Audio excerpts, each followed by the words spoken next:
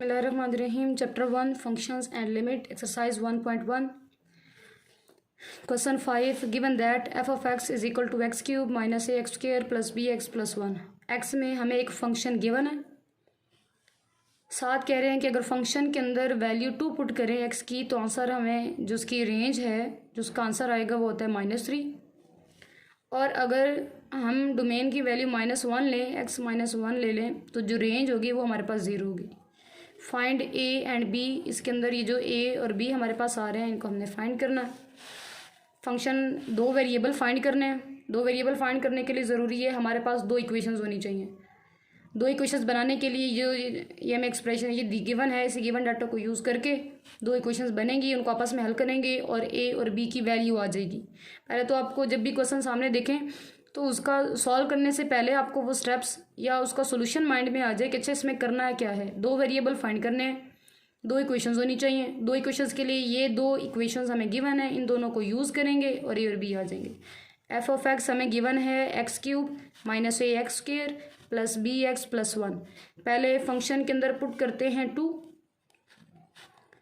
Power 3 minus A 2 square plus B into 2 plus 1, 8 minus 4a plus 2b plus 1, 8 plus 1 9 minus 4a plus 2b।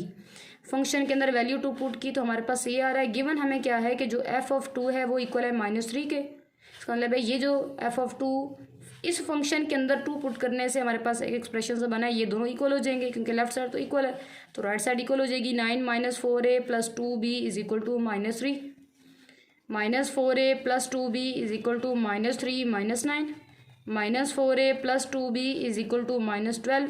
Minus shift करना चाह रहे हैं तो कर दे, नहीं करना तब भी ठीक है। 4a minus 2b is equal to +12।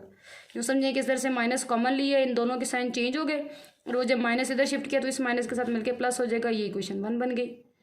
अब सेकेंड हमें क्या गिवन है कि f of -1 is equal to 0।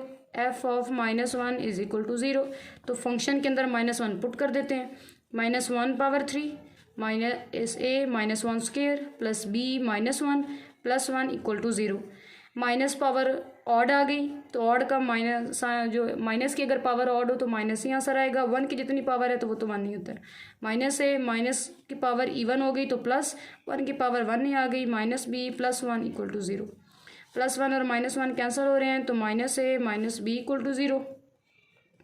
Sign अगर शिफ्ट कर दें दोनों के माइनस कॉमन लेके दूसरी साइड पर तो a plus B equal to 0 आ जाएगा और यहाँ पे a is equal to -b।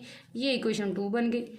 Equation 1 बनी है 4a minus 2b is equal to 12। Second equation में a is equal to -b है तो 2 पुट कर देते हैं 1 में।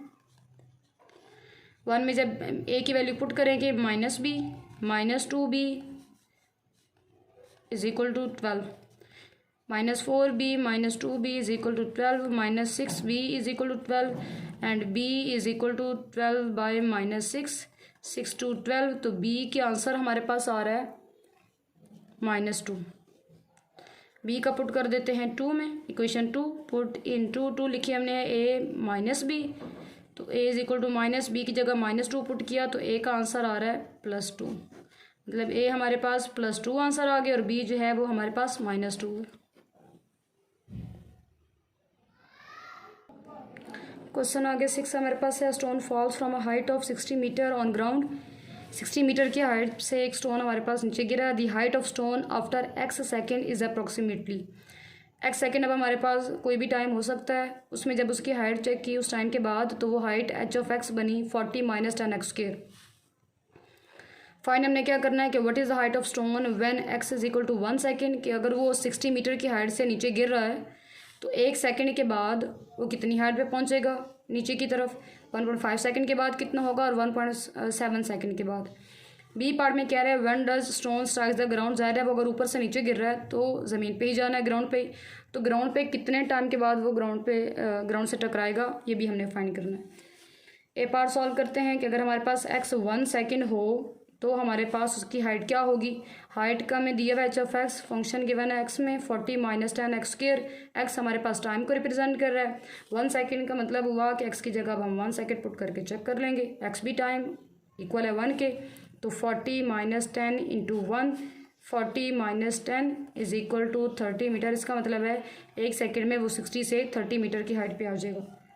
बी पार्ट हमारे पास आ रहा है, उसका सेकंड पार्ट आ रहा है कि जब x 1.5 है तो उसकी हाइट कितनी होगी।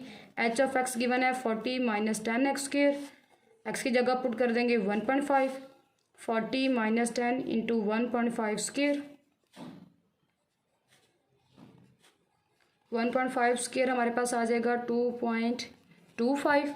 मल्टीप्लाई करेंगे इसको 40 माइनस 22.5 और 40 में से 22.5 को माइनस करेंगे तो 17.5 मीटर, ये आंसर आ गया। थर्ड पार्ट हमारे पास आ रहा है कि जब एक्स हमारे पास हो 1.7 सेकेंड। एच ऑफ एक्स हमारे पास हाइट का जो फंक्शन है वो है 40 माइनस 10 एक्स स्क्वेयर।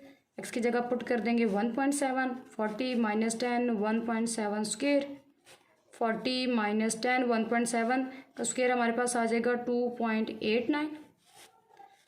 10 से मल्टीप्लाई करते हैं तो पॉइंट आगे शिफ्ट हो जाता है 28.9 और 40 में से जब 28.9 को माइनस करेंगे तो 11.1 मीटर, ये आंसर आ जाएगा।